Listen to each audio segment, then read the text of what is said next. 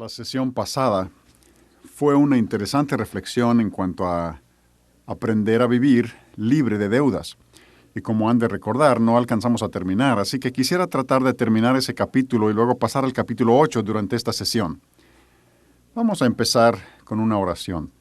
Padre, te agradecemos esta oportunidad de reunirnos de nuevo para considerar tu palabra y tus principios que son sobrenaturales, poderosos y que manifiestan tu grandeza.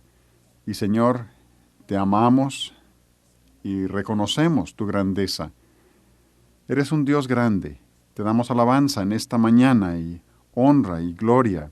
Señor, pedimos que tú seas nuestro Maestro y nos ayudes a entender tus caminos. Y Señor, al hacer el propósito de seguirlos, sabemos que hay mucho más que aprender y sabemos que tú has dicho que si buscamos tu sabiduría como a la plata y el oro, tú nos la revelarás y nos darás tu sabiduría, y pedimos eso en el nombre de Cristo. Amén.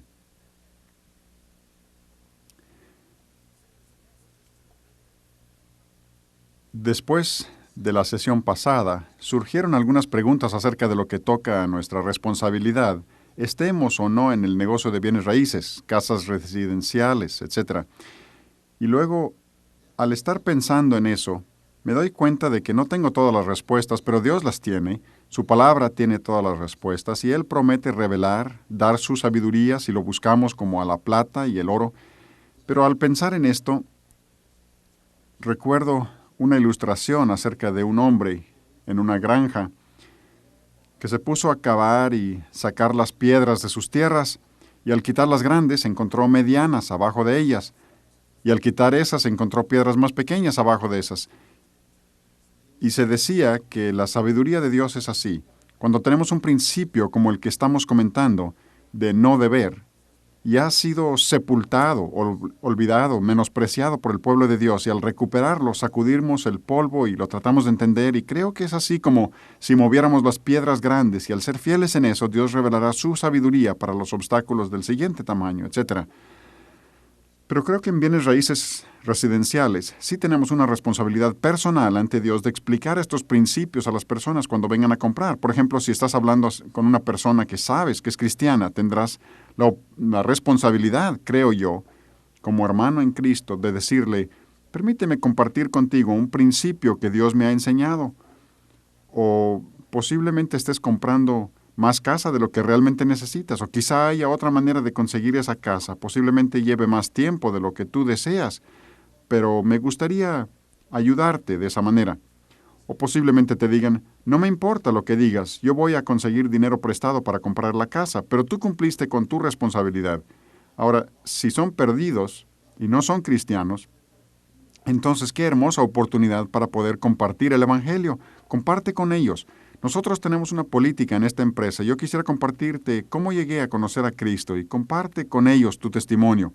Una hermosa oportunidad para testificar y luego compárteles que como hijo de Dios hay principios que nos pueden liberar de la esclavitud y explícales eso. Creo que al menos la primera piedra que encontramos es la oportunidad de compartir nuestra fe. Dios dice, reconoce a Cristo en todos tus caminos y Él enderezará tus veredas. Y creo que cuando empecemos a hacer eso, Dios nos indicará cuál es el siguiente paso. Hablaremos acerca de casa en unos minutos. Al terminar la sesión anterior, estábamos viendo las consecuencias de tomar prestado. Si quieren pasar conmigo a la página 79, reanudaremos allí con la número 4.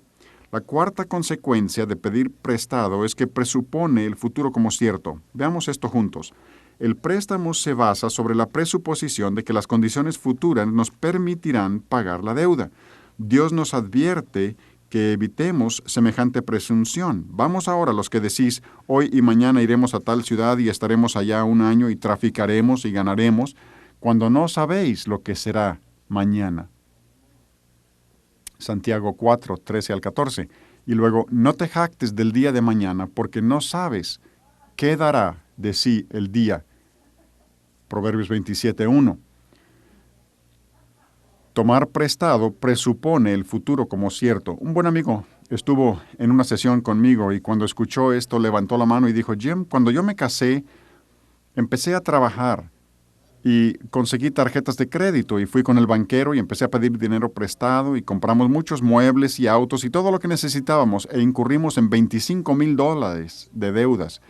Pero con el empleo que yo tenía consideraba que podíamos pagar.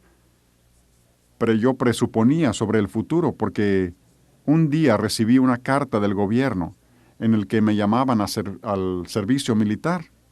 Y dijo, Jim, tuve que presentarme inmediatamente. Y él se estaba jactando del futuro.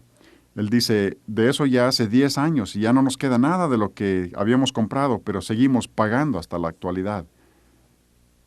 Él presuponía sobre el futuro. Nosotros no sabemos lo que Dios tenga para nosotros. Y la pregunta que nos debemos hacer no es cómo voy a conseguir lo que quiero, sino ¿estará bien que tenga eso? Porque Dios conoce nuestras necesidades y Él las suplirá. Filipenses 4:19 nos dice eso. Un amigo mío tenía solo un automóvil y nosotros en Estados Unidos sentimos que necesitamos 2 automóviles, así que él sentía que necesitaba un segundo auto para ir al trabajo. Pero empezó a orar respecto a eso. No quería incurrir en deudas, así que empezó a investigar las cosas y descubrió que una ruta de autobuses pasaba a una cuadra de su casa, muy cerca, y lo llevaba hasta el centro, cerca de su trabajo, y empezó a tomar el autobús. Y me dijo, ¿sabes, Jim, que si yo hubiera comprado el segundo auto, probablemente me hubiera perdido de algunas bendiciones especiales que Dios me está dando? Dijo, puedo memorizar las escrituras en el camino al trabajo, en el autobús, y en el camino de regreso me pongo a pensar en maneras y lecciones que puedo enseñar a mis hijos esa noche, cosas que puedo enseñarles de la palabra de Dios. Y dijo, han sido tiempos muy especiales. He podido compartir a Cristo con varias personas en el autobús. Y dice, si hubiera sacado dinero prestado para ese carro, hubiera perdido todas esas bendiciones. Y dice que ahora hay veces en que corre al trabajo, son 14 kilómetros, así que hace ejercicio al correr y existen toda clase de beneficios. Y una familia con la que hablé me dijo que sentían que merecían unas vacaciones, así que pidieron $600 prestados para esas vacaciones. Y cuando regresaron sucedieron algunas cosas que no habían previsto. Y tuvieron toda clase de problemas económicos tratando de pagar esos $600. Habían confiado en que las cosas sucederían en el futuro y no se preguntaron si debían tomar las vacaciones. Pero Dios es capaz de proveer con anticipación. Como dijo Hudson Taylor, la obra de Dios, hecha como Dios manda, no carecerá de la provisión de Dios. Vamos a ver, pasemos a la número 7 en la siguiente página. Pedir prestado, otra consecuencia de pedir prestado es que interfiere con la provisión de Dios. Dios quiere manifestar su poder sobrenatural por medio de las vidas de hombres y mujeres de fe. Solo así Él puede señalar el contraste con la falsa confianza que las personas han puesto en su propia sabiduría, habilidades y riquezas. Y ahí está nuestro versículo. En realidad es como nuestro versículo para la vida en lo financiero. Porque los ojos de Jehová contemplan toda la tierra para mostrar su poder a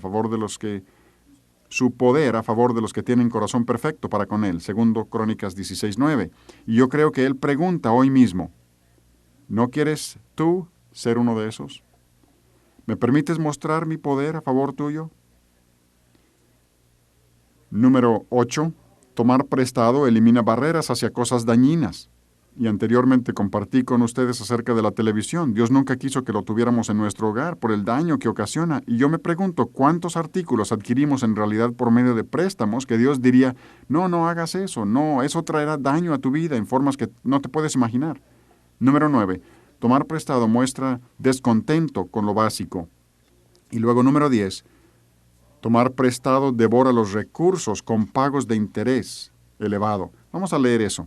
La mayoría de las personas que toman dinero prestado no comprenden el costo final de usar el dinero de otra persona. Se les ha enseñado a pensar solo en términos de pagos mensuales. Los que toman dinero prestado habitualmente ven el interés como una cantidad pequeña, pero en el último análisis el pago de interés constituye una parte muy importante del costo total del préstamo. Permítanme darles un ejemplo. Suponiendo que estén considerando sacar una hipoteca, espero que no sea el caso, de $75,000 sobre una casa al 11% a 30 años, y sus pagos serán de unos $715 mensuales. Y al empezar a hacer estos pagos y logran terminar el primer año, Has tomado el futuro como cierto y efectivamente no ha pasado nada. Has logrado hacer todos los pagos de un año y has pagado a la financiera $8,580 y has disminuido la hipoteca por un impresionante $337. Y sigues pagando la hipoteca. Muy bien, cobren ánimo, sigan pagando. Hay que salir de esto y siguen pagando por 10 años esa hipoteca de la casa. Al final del 10º año has pagado $86,000 y han reducido la deuda de los $75,000 en $6,000. Pero tengan ánimo, sigan pagando. Al final de los 30 años, nuevamente, suponiendo que nada ha pasado, has tomado el futuro como con presunción y nada ha pasado, después de 30 años la casa es tuya y está libre de gravamen y solo te habrá costado $257,000 esa casa de $75,000. ¿Te das cuenta de que con ese dinero hubieras podido comprar 4 o 5 casas para tus hijos? Probablemente hagan la pregunta, bueno, Jim, ¿qué de una casa? ¿Cómo compramos casa? Pues hemos leído y hemos visto que Deuteronomio 28 dice que tomar prestado es un juicio de Dios. Si desean anotar esto no está en sus manuales. Proverbios 19:14 dice que Dios provee la esposa prudente, pero el padre ha de proveer la casa. Y yo creo, y me pregunto, si no estamos nosotros sufriendo el juicio sobre nuestros antepasados. Nuevamente, otro principio que ha sido encubierto, olvidado, hecho a un lado, y apenas lo estamos descubriendo, sacudiéndole el polvo, por así decir. Creo que es un principio olvidado en nuestra cultura porque creemos que el padre debe pagar la carrera universitaria. Y dudo que sea ese un concepto bíblico, carrera universitaria. Y esa carrera universitaria en la actualidad costaría tanto, si no es que más, que lo que podría costar esa primera casa. De modo que él pudiera dar ese dinero al hijo o a la hija cuando se casaran para proveer esa casa. En un seminario médico en los bosques del norte, en Michigan, en el centro de los retiros del instituto, yo compartía este principio sobre préstamos y ellos nunca habían escuchado semejante concepto y empezaron a reaccionar y estaban diciendo, oye, espera, a mí no me molestaría quizá prestarles dinero a mis hijos, pero ¿darles dinero? Yo no les voy a dar dinero para casa y toda clase de reacciones durante media hora o más. Y yo no sabía las respuestas y sentía como si hubiéramos movido una roca enorme y estaban saliendo todas esas piedritas. Y luego un hombre mayor levantó la mano allá atrás y le di la palabra esperando otra crítica y se puso en pie y dijo, ¿será posible que hable aquí esta noche un ancianito? Es un hombre muy piadoso. Y dijo, ¿saben que hace muchos años yo leí la Biblia y creí que lo que dice es cierto? Así que mi esposa y yo vivimos en una casa modesta mientras ahorramos todo lo que pudimos para comprar casa para nuestros hijos. Y dijo que tenían cuatro hijos. Y dijo, hemos comprado con los años casa para cada uno al casarse. Y dijo, están pagadas y como resultado ellos no han tenido problemas matrimoniales por motivos económicos. Y se sentó. Y todo el grupo de médicos rompieron en aplausos. Dios desea tener hombres fieles que sigan sus caminos para luego usarlos como manifestaciones de que sus caminos funcionan. Tuve que decirles a esos médicos, saben que si les prestan dinero a sus hijos, los están colocando en esclavitud para con ustedes, se convierten en sus siervos. No deben hacer eso, pero ¿saben lo que hizo un padre sabio? Esto lo acabo de saber. Un padre sabio dijo a sus hijos, yo les voy a regalar casa. Hemos estado ahorrando y sacrificando toda la vida para poderles dar casa. Pero lo que vamos a hacer es abrir una cuenta de ahorros a nombre de cada uno. Ese dinero es de ustedes y quiero que hagan depósitos como si fueran pagos mensuales de lo que su presupuesto les permita. Y quiero que eso sea para los nietos, para ayudarles a aplicar este principio también con ellos y comprarles casa.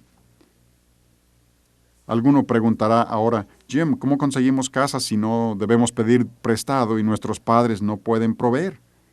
Lo primero que debemos hacer es revisar nuestras motivaciones. 1 Samuel 16:7 dice, y eso no está allí, pueden anotarlo. El hombre mira lo que está delante de sus ojos, pero Jehová mira el corazón. Dios ve nuestra motivación. ¿Por qué sentimos que necesitamos comprar casa? Saben que los recabitas, en Jeremías 35, sugiero que lo anoten para que lo lean en esta semana, los recabitas son una hermosa ilustración de un pueblo cuyo padre les dijo, no compren casa, no tomen vino y algunas cosas más, y dado que obedecieron eso, eran libres, podían desplazarse en su sociedad, y cuando Dios envió juicio sobre su tierra, dio orden de que fueran librados. Ellos no tenían ataduras emocionales ni servidumbre y eran libres para moverse a donde Dios les guiara. Así creo que necesitamos permitir que Dios examine nuestras motivaciones. ¿Por qué quieres esas casas? Y luego hemos de preguntarnos, ¿deseo más casa de la que realmente necesito? Y si es así, ¿por qué? Y yo me pregunté eso y pensé, ¿será para que nos sintamos aceptados por los demás? ¿Recuerdan en el capítulo 1 cómo una violación de los 7 principios básicos de la vida nos puede conducir a servidumbre financiera? ¿Será que sentimos que otros nos aceptarían más si nos cambiáramos de casa cada vez más grande? Pudiera ser que estemos violando ese principio básico. Otro sería 2 Corintios 10:12. Dice, no nos atrevemos a contarnos ni a compararnos entre nosotros mismos. Los que lo hacen no son juiciosos. Y yo sé que eso nos puede motivar porque eso se ha infiltrado en mi corazón. Señor, mis amigos tienen una casa como esa, así que yo quiero una casa como esa. Quiero vivir en el mismo barrio. Dios quiere que aprendamos a estar contentos con lo básico. Unas sesiones atrás compartí con ustedes cómo mi esposa llegó al punto de estar dispuesta a sacrificar su casa, pero no terminé ese relato. Poco después vino a decirme, Jim, he estado leyendo acerca de los recabitas y me doy cuenta de que Dios quiere que seamos desplazables para servirle y hacer lo que Él quiera. Y yo estoy dispuesta a vender nuestra casa. Y le pregunté, Faye, ¿estás segura? Pasamos muchos años en esa casa y cada año invertíamos un poco más conforme Dios nos lo daba para arreglarla y remodelarla. Y ella dijo, sí. Teníamos una pequeña propiedad en el campo, que era como una casa de campo para nosotros, una casita muy pequeña, pero era suficiente. Nunca estuvo en mi pensamiento por un momento que Dios nos pidiera que lo usáramos para vivir allí. Y vendimos nuestra casa en la ciudad, y en nuestras idas y venidas cada mes por 3 semanas el instituto nos provee hospedaje cuando estamos allá. Luego cuando regresamos a Texas, vamos al campo y vivimos en esa casita pequeña, pero es adecuada y suple nuestras necesidades básicas y nos ayuda a saber y a revisar nuestro espíritu. ¿Tenemos más casa de lo que necesitamos? Y no lo tenemos. Les diré la verdad, es que habiendo vendido nuestra casa, hemos podido depositar ese dinero en el banco y esos intereses cubren la mayor parte de nuestros gastos de viaje y cosas que ponemos para el ministerio. Pues vino un matrimonio. En realidad no vinieron conmigo, sino que fuimos a visitar la iglesia de ellos y al terminar este pastor vino y me dijo, antes de que entráramos en el pastorado, mi esposa y yo fuimos y compramos la casa de nuestros sueños en otra ciudad, antes de entrar al pastorado, y dijo, teníamos la casa de nuestros sueños, pero resultó ser una verdadera pesadilla. Yo tenía una mensualidad enorme, tenía necesidad de 3 empleos y salía a las 9 y iba a otro empleo y a las 5 de la tarde y en la noche a otro empleo y la esposa dijo, sí, y tenemos 4 hijos y dice, yo tuve la casa de mis sueños y perdí al marido de mis sueños. Pero luego señaló más adelante por la calle y dijo, ahí es donde vivimos ahora, era una casa modesta, muy pequeña. Y dice, gracias a Dios, en 2 meses la habremos acabado de pagar. Y luego interpuso él, y mi esposa está tan feliz y contenta de tener una casa que está pagada. Y estaban tan emocionados ante esa perspectiva. En el Salmo 106:15, Dios dice, les di lo que pidieron, mas envié mortandad sobre ellos. Y yo me pregunto si no es eso lo que sucede cuando adquirimos una casa más grande de lo que Dios hubiera querido. Sí, alcanzamos nuestra petición, pero viene mortandad a nuestra alma. En otro seminario estuvimos compartiendo esto y vinieron unos hombres y me dijeron, oye Jim, no es tan difícil tener casas sin deudas. Les pregunté, ¿de veras? Díganme cuál es la fórmula. Supongo que ellos habrían quitado una de esas rocas y le dije, cuéntame, ¿cómo conseguiste casa? Y dijo, 3 o 4 hombres de la iglesia tenían conocimiento y Dios les había dado habilidad para la construcción. Y dijo, yo tenía $17,000 y ellos tenían 10, 12 y 15. Y compramos todos los materiales y los fines de semana y por las tardes nos juntábamos para tener compañerismo con nuestras familias alrededor de una fogata y los niños ayudaban y nos ayudamos unos a otros a construir las casas. Y compramos 1 hectárea en el campo y dijo, esas casas están evaluadas en $75,000 en la actualidad. y nosotros las construimos por 15 o 17 mil dólares. Y no te imaginas el compañerismo como cristianos que tuvimos. Y luego recientemente hablé con otro hombre que me dijo, Jim, yo calculé que me costaría unos 30 mil dólares construir yo mismo una casa que valdría muchísimo más, pero yo pondría todo el trabajo. Y dijo, decidimos delante de Dios que no íbamos a tomar prestado y que esperaríamos en Él. Y dijo, hemos podido hacerlo. Dios lo ha hecho posible. Compramos un pequeño terreno, esto también fue en el campo, así que tenemos la propiedad y recientemente mi padre me adelantó mi herencia, 14 mil dólares. Y dice, ya falta muy poco, creemos que en unos 2 o 3 años estamos pidiéndole a Dios que nos permita empezar a construir esa casa. Se dan cuenta que lo único que se requiere es un cambio en nuestra manera de pensar, del pensamiento del mundo en que vivimos y pensar como Dios piensa. Otro matrimonio con el que hablé recientemente dijo, decidimos que rentaríamos una casa al precio más bajo posible. Nos disciplinaríamos en nuestra manera de vivir, viviríamos con muchas economías y ahorraríamos el resto hasta que tuviéramos 60 mil dólares. Y pensamos que podíamos hacer esto en 10 años, tener 60 mil dólares en efectivo. Perdón, en 6 años. Así que les pregunté, ¿y cuánto tienen ahora? Y me dijeron, su padre me estaba contando esto y me dijo, tienen ahora 40 mil dólares en el banco, cuidando cada monedita y ahorrando. Y eso es sin que ella tuviera empleo de ninguna especie, solo con el trabajo de él. Dicen Proverbios, establécete bien en tu vocación y en tus negocios antes de edificar tu hogar. Y estuve hablando con un pastor recientemente acerca de esta misma situación, de no pedir préstamo para casa. Y me dijo, Jim, nosotros simplemente leímos la palabra de Dios. Y él ha sido pastor creo que por unos 30 años y ha estado leyendo la palabra de Dios. Y dijo, yo simplemente creí lo que Dios dice, así que no pedí prestado, pero he vivido en la casa parroquial. Y dice que Dios premia la paciencia. Dijo, tenemos 20 años pastoreando aquí. Y dice, este año, en nuestro aniversario, la iglesia nos presentó las escrituras de la casa pagada. Dice, hemos tenido que esperar mucho tiempo, pero lo que yo no sabía al estar confiando en Dios es que ya hemos estado viviendo desde hace unos 20 años en la casa que finalmente Dios nos iba a dar. Un padre de familia me dijo, ¿sabes, Jim? Mi esposa y yo empezamos a reconocer que no nos va a ser posible comprar una casa de contado. Dice, yo me pregunto si el planteamiento para nosotros, para los cristianos de esta generación, no es, en lugar de cómo nos vamos a hacer de una casa para nosotros, no será más bien la pregunta, ¿cómo vamos a poner fin a esta violación y cambiar las cosas y empezar a ayudar a nuestros hijos a tener casas pagadas y sacrificar la generación propia? Y luego me dijo, Jim, una generación tiene que detener la violación para que las generaciones futuras no tengan que vivir bajo la esclavitud de la deuda. Pues alguien pudiera decir, pero Jim, todo eso está bien para los que no tienen casa, pero ¿qué de nosotros que ya estamos bajo servidumbre? Tenemos esas hipotecas y estamos bajo esa servidumbre. Nuevamente, 1 Samuel 16:7, Dios dice, yo veo tu corazón, tus motivaciones. Yo creo que si dijéramos delante de Dios, Dios, yo reconozco que he violado este principio y decido pagarlo lo más pronto posible. Y en lugar de pensar en una casa cada vez más grande, haré por acabar de pagar esta. Nuevamente, el liderazgo espiritual no se mide por lo que hemos hecho, sino por el rumbo que llevamos. Y Dios bendice ese rumbo que llevamos.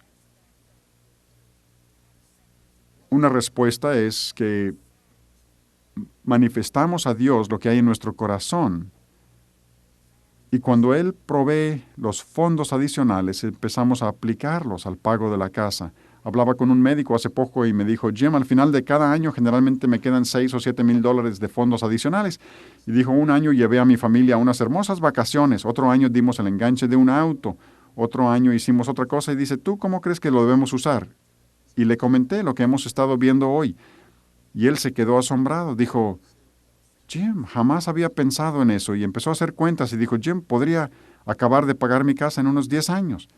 Recientemente estuve hablando con un amigo que me dijo que habían hablado con este médico y que Dios estaba bendiciendo el rumbo que llevaba y su casa ahora está pagada en menos de los 10 años. ¿Saben que al empezar a pagar nuestras casas, nos asombraremos de lo que sucederá? La mayoría de nosotros nunca hemos pensado en esto. Quisiera leer un par de artículos que Dios puso en mis manos recientemente. Creo yo que precisamente para estas sesiones. Liquidación temprana de casa, dice el encabezado, implica ahorros sustanciosos de intereses. La pregunta que se había planteado es, ¿existe alguna ventaja de aplicar $50 mensuales adicionales a mi deuda de la casa? Tengo una hipoteca de 30 años por $92,000 al 13% con pagos mensuales de $1,017. La respuesta: incrementar sus pagos mensuales por solo $50 le ahorrará miles de dólares en intereses al acortar el plazo del préstamo. Incrementar la mensualidad en $50 liquidaría la hipoteca en unos 22 años. Es una hipoteca a 30 años y es nueva.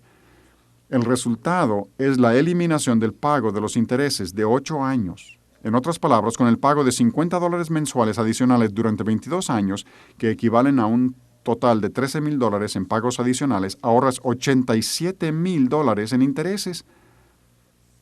¿Alguien ha tenido un aumento de $50 recientemente? En realidad, vale o podría valer 87,000 si lo usan correctamente y si tienen deudas. Si quisieras pagar tu préstamo en 15 años, debes incrementar tus pagos mensuales por $147. De esa manera, tus ahorros en intereses serían $156,000.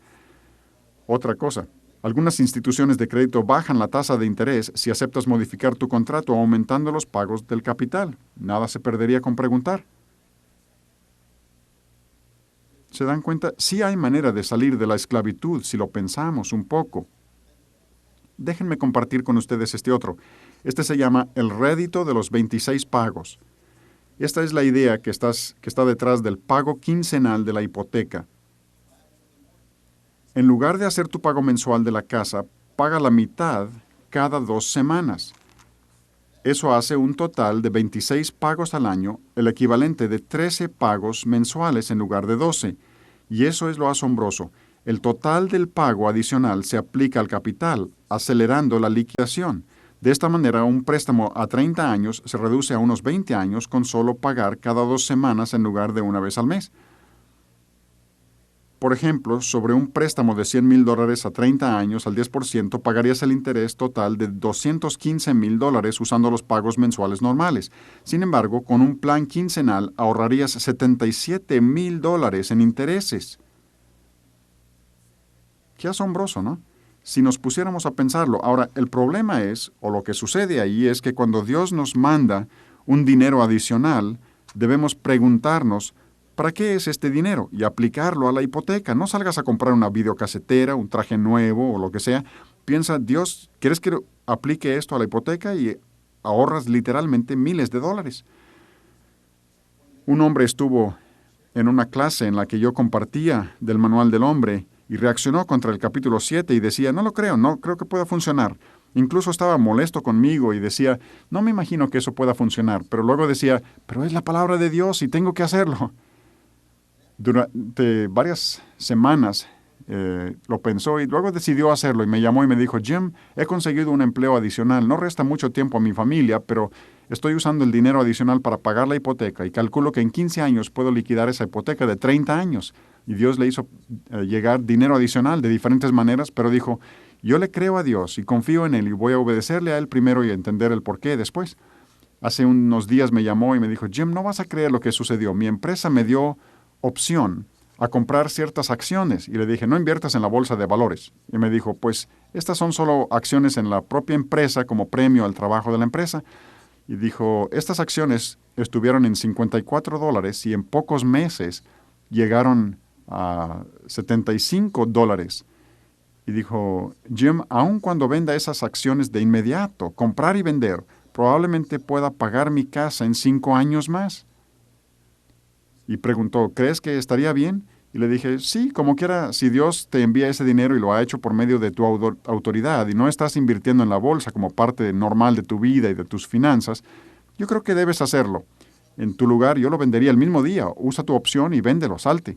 Así que le abrió el corredor de bolsa y le dijo, quiero usar de mi opción, comprarlo a $54 y venderlo el mismo día a $75. Y luego me habló y me dijo, ya lo hice, lo vendí y recibiré mi cheque en 8 días. A la semana me llamó y me dijo, Jim, no recibí mi cheque. Algo falló. Llamé allá y pregunté, ¿dónde está mi cheque? Y me dijeron, pues no pudimos vender tus acciones ese mismo día. Tuvimos que esperar la entrega de los certificados. Así que tuvimos que esperar 4 días. Y se vendió a $88.25. Dijo, Jim, puedo pagar mi casa y me quedan varios miles de dólares. Y dijo, Jim enseguida después de alcanzar ese precio, ese era un máximo para esas acciones, luego se desplomó, bajó después de que vendieron mis acciones, bajó como 15 o 20 puntos. Dijo, Jim, yo creo que Dios lo estaba haciendo para confirmar el rumbo que yo llevaba, tratando de seguir sus caminos. Y tiene razón. Ahora, un matrimonio dijo después de llevar el seminario, nosotros creemos que Dios nos ha dado la fe para vender nuestra casa y liquidar nuestras deudas, dejar la esclavitud. Y después de un tiempo me escribieron una carta que yo quisiera compartir con ustedes. Estimado Jim, el Señor ha premiado nuestro tiempo de buscar seguir sus principios y estar libres de deudas y queremos compartir contigo esta historia. Como sabes, pusimos nuestra casa en el mercado para ver si el Señor quisiera que la vendiéramos. Pensábamos que los compradores de nuestra casa nos rentarían hasta terminar el verano, pero el 1 de mayo nos llamó nuestro agente de ventas para notificarnos que dejaríamos la casa en 28 días. Nos movilizamos para encontrar otra casa, revisamos los periódicos, etcétera, buscando algo disponible de inmediato. No sabíamos a dónde debíamos ir. El Señor proveyó una casa con un contrato de renta mensual a 1 kilómetro de nuestra antigua casa. Cerramos la venta de nuestra casa el 28 de mayo y lloramos toda la noche. No sabíamos a dónde nos llevaría el Señor ahora. Empezamos a buscar una casa que pudiéramos comprar al contado. Hablaron con una agente cristiana de bienes raíces en otra ciudad cerca a la de ellos. Esta vendedora tenía un versículo en su carro cuando empezamos a buscar. Decía, para Dios todo es posible. Lo vimos ahí en el tablero cuando nos subimos a su carro, Mateo 19:26. Pues buscamos casa durante 2 días y medio. El primer día vimos 11 casas en menos de $40,000 que parecía que serían adecuadas a nuestras necesidades. Nuestro problema era que en realidad solo teníamos $33,000 disponibles de la venta de nuestra casa y todas las casas estaban entre 35 y 40,000. Llovía a cántaros, vimos muchas casas maltrechas, término que usó la vendedora, según dicen, y le mencionaron a la vendedora. Y mi esposa, en un día lluvioso, viendo todas esas casas, desalentada, y mi esposa mencionó a la gente que tenía el mismo versículo en su tablero que la ocasión anterior, y ella cambió la tarjeta a Jeremías 32:17. Tú hiciste el cielo y la tierra con tu gran poder y con tu brazo extendido, ni hay nada que sea difícil para ti. La única casa que nos gustó y con la que nos encariñamos costaba $44,900, pero sabíamos que el dueño aceptaría $39,900, pero eso seguía siendo demasiado para nosotros. Después de mucha oración decidimos dejar que el Señor se mostrara poderoso a nuestro favor, así que empezamos de nuevo a revisar el libro de enlistados para encontrar casas dentro de nuestro presupuesto. Leímos Jeremías 33:3, clama a mí y yo te responderé y te enseñaré cosas grandes y ocultas que tú no conoces. Vimos 10 casas en el libro que serían posibilidades y la vendedora hizo unas llamadas para concertar citas. La primera elección para nosotros no era posible verla porque el otro agente no estaba disponible para mostrarla. Así que empezamos por las otras. Al salir del estacionamiento mencioné otra casa que pudiéramos ver, pero que no estaba en la lista, pero la agente se confundió y fue a la casa que se suponía que no nos podían mostrar. Al pasar por la casa, vimos al dueño en la puerta cerrando. La gente fue a pedir permiso de ver la casa y pasamos mucho tiempo ahí, porque empezamos a percibir que esta era la casa que Dios tenía para nosotros. Y esta es una clave. Era perfectamente adecuada a nuestras necesidades. Es que solo estaban buscando suplir sus necesidades. Era perfectamente adecuada a nuestras necesidades. Está a solo 4 cuadras de mi trabajo. Estaba desocupada y lista para entregar y en muy buenas condiciones. La agente se daba cuenta de que tenía mucho tiempo en venta, así que por sugerencia de ella ofrecimos $30,000 al contado y lo aceptaron gustosamente. 2 exclamaciones. El Señor nos proveyó de una hermosa casa sin necesidad de sacar préstamo. Dios es tan bueno y nos regocijamos en tantas bendiciones. Sus principios son realmente rectos, sus caminos son realmente veraces. Dios quiere manifestar su gran poder a través de nuestras vidas si tan solo seguimos sus caminos. Hay una consecuencia más de pedir prestado y quisiera que viéramos la número 13. Pedir prestado daña la reputación de Dios. Dios ha prometido proveer para las necesidades de sus hijos. Mi Dios, pues, suplirá todo lo que os falta conforme a sus riquezas en gloria en Cristo Jesús. Filipenses 4:19. Cuando el cristiano pide prestado, está diciendo al mundo, Dios no está atendiendo mis necesidades, por tanto yo necesito completar la diferencia con un préstamo. Ayer, al estar orando respecto a esta sesión y pidiendo a Dios que me ayudara a entender más acerca de sus principios, me pareció que me dijera, Jim, lo básico en cuanto al préstamo es que me impide manifestar mi poder a través de sus vidas. Y por tanto, esto es lo más crítico. Me roba a mí la gloria. Dios desea proveer cosas buenas para nuestra vida, y Él quiere impedir que vengan a nuestra vida aquellas cosas que nos dañarían, si tan solo le siguiéramos a Él. Pero cuando vamos corriendo a pedir prestado y el mundo nos mira y dicen, ustedes no tienen un Dios tan poderoso, ustedes piden prestado en los mismos lugares que nosotros, eso le roba a Él la gloria. No hay gloria para Él en eso. ¿Podríamos inclinar el rostro para orar? Probablemente esta sea la decisión más seria e importante que tendremos la oportunidad de tomar. Es como dijo Elías, y como vimos al principio del manual, ¿hasta cuándo claudicaréis vosotros entre dos pensamientos? Si Dios es Dios, seguidle, y si Baal, id en pos de él. Yo quisiera darles ahora la oportunidad de tomar una decisión personal, de no deber, de salir de deudas. Si tú quisieras tomar esa decisión, puedes orar conmigo ahora. Padre Celestial, desde este día en adelante decido no acumular más deudas. Mi meta es no deber nada. Para lograr esto, decido establecer disciplinas de administración que me permitan eliminar todas las deudas pasadas. Si tú acabas de tomar esa decisión en tu corazón, ¿no quisieras indicármelo a mí y al Señor levantando brevemente tu mano? Sí, sí. Amén. Gloria a Dios. Amén. Gloria a Dios. Padre Celestial, yo sé que tu corazón se regocija cuando tu pueblo dice, queremos seguir tus caminos, y así lo deseamos, Señor. Queremos mostrarte cuánto te amamos y cuánto deseamos vivir para ti.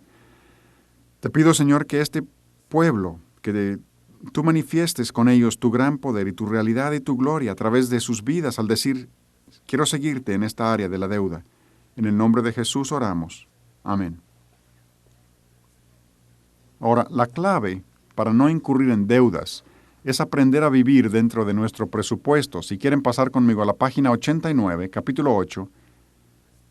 Ahora, debido a que el mundo que nos rodea constantemente nos está tentando a vivir por encima de nuestros ingresos por medio de la deuda, Dios quiere que aprendamos a vivir dentro del ingreso que Él nos ha permitido tener. Y Pablo sabía cómo hacer esto, como dice allí, sé vivir humildemente y sé tener abundancia. En todo y por todo estoy enseñado, así para estar saciado como para tener hambre, así para tener abundancia como para padecer necesidad. El versículo 11 también, si quisieran anotarlo para leer, Pablo dijo, y esta es la clave del contentamiento, he aprendido a contentarme cualquiera que sea mi situación. Y la clave es la palabra aprendido. El contentamiento se tiene que aprender, así que Dios tiene que hacernos pasar por épocas en las que no tenemos todo, tiempos de necesidad y tiempos de abundancia, y Él busca en ambas situaciones. ¿Estaremos continuamente contentos con lo básico? Vamos a ver en la siguiente página, 91, algunas lecciones básicas sobre pobreza y riqueza, y luego queremos ver algunos pasos prácticos que nos ayuden a vivir dentro de nuestro presupuesto. Y pueden leer esto completo después. Ahora quiero señalar solo 2 o 3. Quiero que veamos primero el número 3. ¿Es la pérdida de dinero uno de los castigos de Dios sobre aquellos que violan su palabra? La respuesta es sí. Las Escrituras claramente establecen una relación de causa y efecto entre la violación de las leyes de Dios y la pérdida de dinero. Y es que un prerequisito para vivir dentro de nuestro presupuesto es que no estemos violando ninguno de los caminos de Dios, porque si lo estamos haciendo, Dios dice, te voy a quitar el dinero. Dios nos habla a través del dinero, la falta, la provisión o el exceso. Y en la columna del lado derecho está una lista de violaciones y luego las consecuencias financieras que vienen a tu vida. Será muy provechoso que vean eso después. Y si Dios nos trae convicción, esa sería la oportunidad de arreglar eso ante el Señor y confesar ese pecado. Pasemos unas páginas más adelante y veamos el número 19. Y yo creo que esta es una pregunta muy interesante en relación con vivir dentro de nuestro presupuesto. ¿Debemos ajustar nuestro nivel de vida a los ingresos que Dios nos permita recibir?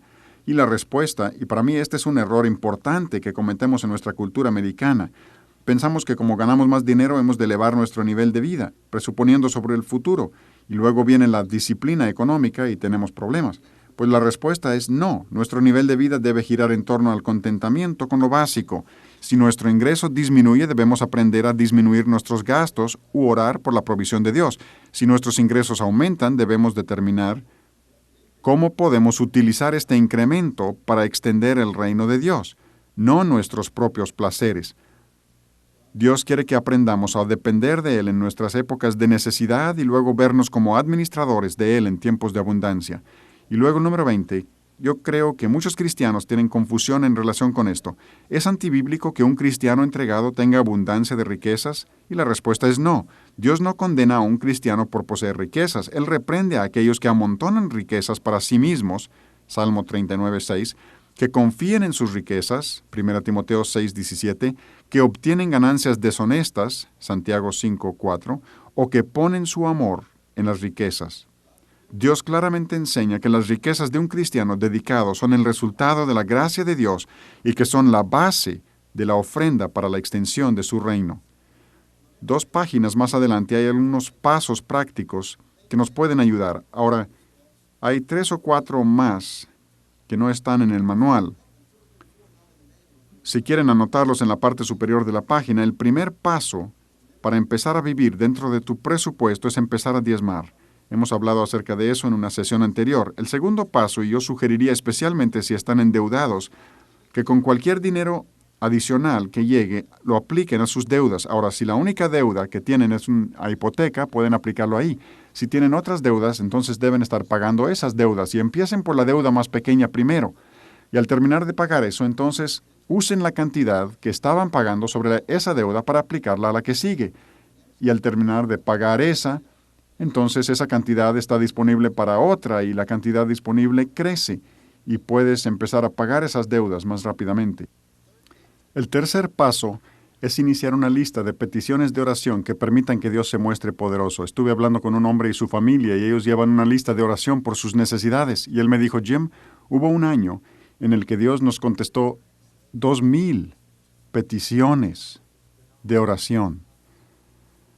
Dios quiere mostrarse poderoso si tan solo se lo permitimos. Y luego el cuarto, que no está en el manual, pueden anotarlo, es que yo les sugeriría que empezaran con el plan de ahorro de monedas. Este plan de ahorro de monedas se lo aprendí a un padre que lo compartió conmigo.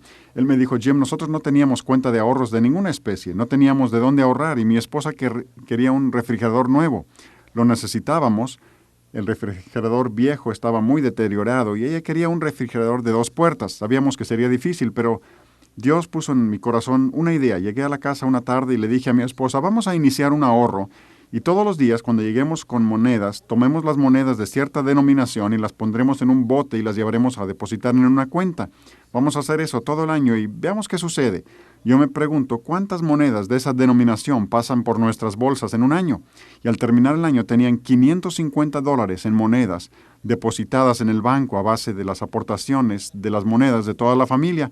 Y dijo, al tener ese dinero empezamos a orar y las aportaciones de las monedas nos permitieron, cuando vimos en el periódico un refrigerador de 2 puertas, no sabíamos cuánto pudiera costar, pero fuimos a verlo y era un refrigerador usado. Dijo, estaba en excelentes condiciones, muy hermoso. Y contuve la respiración y le pregunté al hombre, ¿cuánto cuesta? Y dijo, $550 por él y es precio fijo. Y dijeron, sabíamos que este era el refrigerador que Dios tenía para nosotros. Pues ahí hay varias sugerencias más que podemos ver. Vamos a ver ahí uno que dice, ¿tienes algunas posesiones que no necesitas y que podrías vender? No olvidaré la vez que me llamó una señorita que me dijo que estaba muy endeudada y quería pagar su No, no estaba profundamente endeudada, pero sí debía su carro y ella quería pagar su carro porque sabía que Dios lo deseaba, pero no tenía el dinero. Debía creo que $1,500 sobre su carro y no podía vender el carro porque no valía más que lo que ella debía. Y le hice esta pregunta: ¿tienes algún recurso o cualquier cosa que podrías vender? Y me dijo: no, Jim, soy soltera, vivo en un departamento y no tengo nada. Y le dije: piénsalo, ora acerca de eso. A veces tenemos cosas que hemos olvidado. Y me llamó unos días más tarde y me dijo: Jim, ¿qué cree que encontré? Mi padre me había regalado una pila de monedas cuando yo era niña y yo no sabía si pudieran valer algo, pero por la sugerencia suya las llevé a una tienda numismática y me dieron $1,500 por ellas y ya pagué la deuda del carro y quería llamar para darle las gracias por la sugerencia de buscar algo que pudiera vender. Saben que una cosa que nosotros hemos hecho es realizar una venta de garage de vez en cuando y me quedo asombrado de lo que se puede ganar con una venta de garage. A la gente le encanta comprar tu chatarra.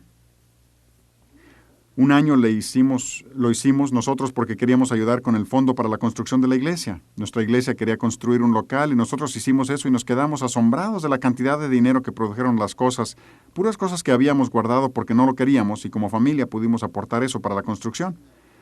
Y luego, ahí está otro: posees artículos con elevada depreciación que debieras vender, por ejemplo, un carro nuevo. Quizás podrías vender el carro nuevo y comprar uno bueno, usado, y conseguir un buen mecánico. ¿Tienes tarjetas de crédito? Parte superior de la siguiente columna. ¿Tienes tarjeta de crédito que debieras destruir? Me gusta mucho el testimonio que leímos en el periódico y ustedes habrán hecho lo mismo. ¿Puedes reducir tu cuenta de electricidad o gas?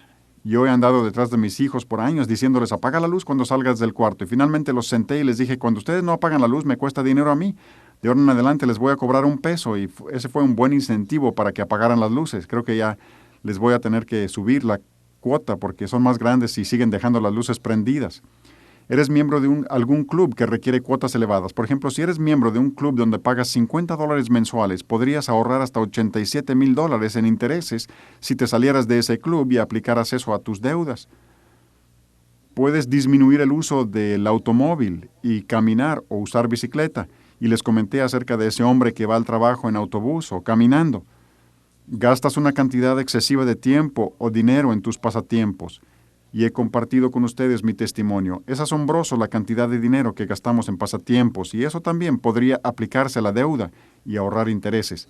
Y el último, ¿gastas dinero en diversiones o hábitos que debes conquistar? ¿Saben que hay manera de conquistar hábitos, sea el tabaco o el hábito pecaminoso que sea?